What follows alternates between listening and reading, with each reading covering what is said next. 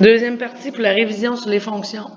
Donc, on a parlé, dans le fond, des tests dans la première vidéo.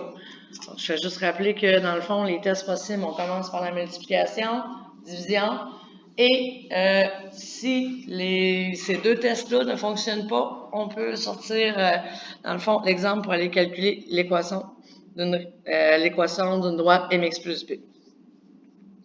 Dans le deuxième exemple, de l'autre côté de la page, donc cette même compagnie désire savoir le nombre d'employés nécessaires pour monter le nouveau chapiteau.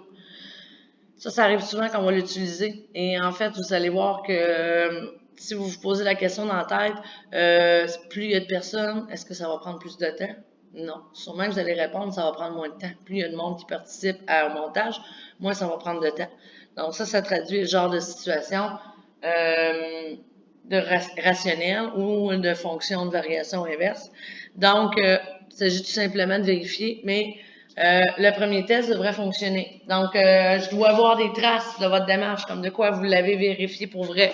Donc, la première partie, nombre d'employés fois le nombre d'heures. Donc, on multiplie 2 fois 12, 24. 3 fois 8, 24. 5 fois 4.8, 24. 8 fois 3, 24.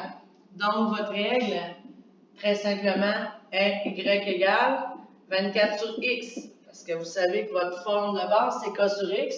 Mais là, votre k, c'est le résultat de votre multiplication aussi. Donc, peu importe le chiffre, en fait, peu importe le chiffre, faut quand même que ça vous ait donné le même chiffre. Mais on voit que ça donnait 24, donc ça fonctionne. Ensuite, on te dit, le temps loué devra se faire en 4 heures.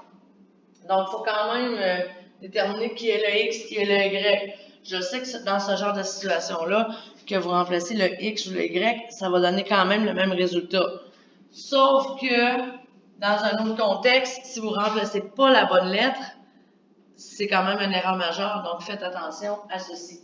Est-ce que le nombre d'heures pour monter dépend du nombre d'employés? Moi, dans ce cas-ci, j'ai tendance à vous répondre oui. Donc, le nombre d'heures dépend du nombre d'employés. Donc, Y dépend de X. Donc, Y le nombre d'heures, X le nombre d'employés. Dans ce cas-ci, le nombre d'heures, on vient de définir que c'était mon Y. Donc, ici, je vais tout simplement répondre à la question. Donc, si Y égale 4, X égale combien? Vous remplacez dans votre équation Y par 4. Fait que même si c'est le Y, vous savez que vous avez juste à ramener ça sur 1 à gauche et faire votre produit croisé. 1 fois 24 divisé par 4, donc X va vous donner 6. Donc, ça prend 6 employés pour le faire. Dernier exemple. Je descends ici. Monsieur T désire savoir combien coûtera le traitement de son gazon avec la compagnie L. La superficie de son gazon est de 500 mètres carrés. Donc, quand vous avez un coût, quand ça ne vous pas la tête, le coût, c'est souvent le Y. Donc, le coût va dépendre de la superficie dans ce cas-ci. Je vais diviser les Y par les X. Donc, je vais faire 624 divisé par 150.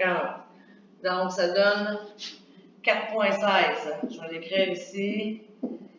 Divisé par 150, ça donne 4,16. Ensuite, je vais faire 931,84 divisé par 224. Même chose encore, 931 divisé par 224 égale 4,16. Et là, je vais faire le dernier. Ouais, en bonne et due forme. Donc, ici, je réécris le dernier, 1385,28 divisé par 333, ça donne 4,16. Donc, votre règle, c'est une MX tout court. Donc, une directement proportionnelle, une situation de proportionnalité. Donc, votre règle, ça va être Y égale 4,16X. Maintenant, on regarde la question. La superficie, c'est X. Donc, je remplace votre X par 500 et je vais trouver qu'est-ce que ça donne. Donc, on fait tout simplement 4,16 fois 500. Donc, ça vous donne 2080 $. Et vous avez répondu à la question. Merci.